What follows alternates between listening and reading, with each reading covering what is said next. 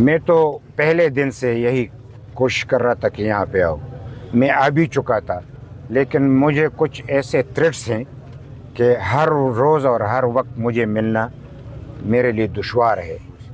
انہوں نے مجھے جو ایڈوائزری خط بھیجا ہے تو وہ بڑی ڈیٹیل سے ہے، لیکن اس میں 2-3 باتیں میں آپ کے سامنے رکھ دیتا ہوں کہ آپ کو کسی جلسے میں نہیں جانا،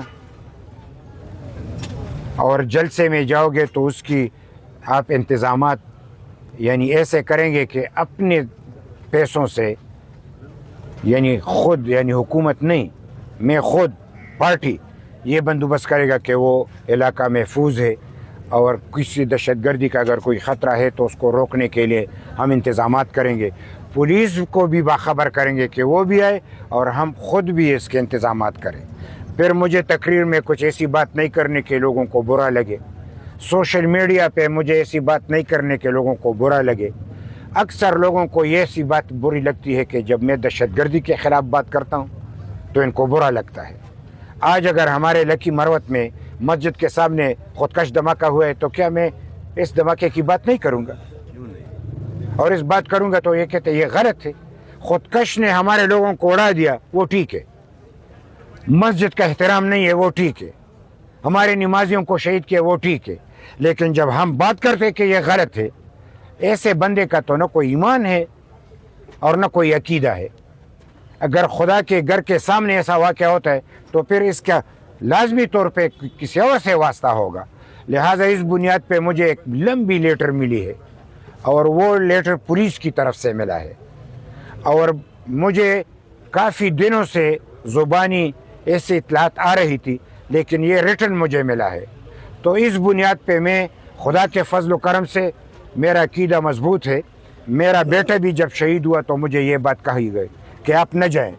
ان کی شہادت خدا کو منظور تھی، وہ شہید ہوا، لیکن میں رکا نہیں، میں ڈرا نہیں.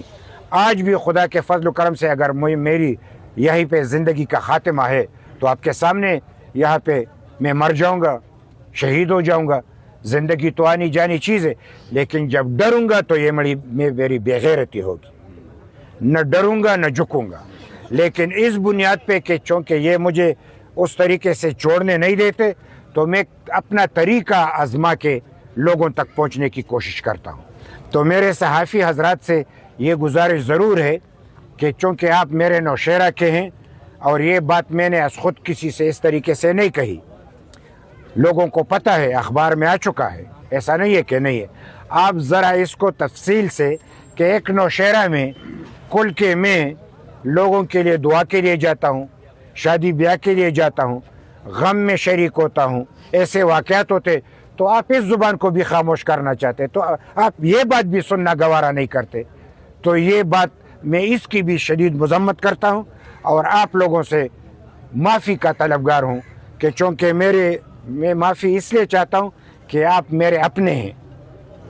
یعنی اگر میں نوشیرہ میں بھی آپ سے ہمدردی نہیں کر سکتا تو پھر کدھر جاؤں؟ میں تو سارے پاکستان سے ہمدردی کروں گا، سارے انسانیت دنیا سے ہمدردی کروں گا، لیکن پختون کے ناطے اپنے صوبے سے پہلے ہمدردی کروں گا، بعد میں کسی اور سے ہمدردی کروں گا. لہٰذا میں نوشیرہ میں بڑے دعوے سے آیا ہوں. یہ میری اپنی سرزمین ہے، اور اس پہ جو ظلم ہوا ہے ذلہ ہے. اس پہ جو ظلم ہوا ہے اس کی میں یعنی مذمت بھی کرتا ہوں، اور یہ ایسے لوگوں کی دھرتی ہے کہ امن کے متوالوں کی دھرتی ہے. اگر میں خوشحال خان بابا کی بات کروں تو یہ دھرتی تو انہوں نے محفوظ کیا ہے. اور اگر میں اجمل خٹک صاحب کی بات کروں، اور پھر میں بہت سارے لوگوں کی بات کر سکتا ہوں. لہٰذا نوشیرہ کے امن کو یعنی اس طریقے سے آپ یقینی بنائیں کہ ہمیں پھر ایسی بات کرنے کی ضرورت نہ پڑے. اور اگر یہ طریقہ کار ہوئے اور نوشیرہ کے لوگ اگر بے بس ہیں تو ہم سے کہیں کہ نوشیرہ کے پولیس کے لیے، نوشیرہ کے کنٹونمنٹ بورڈ کے لیے ہم لڑیں گے اور ان کو اپنا حقوق دیں گے، لیکن ان کو اکیلا نہیں چھوڑیں گے.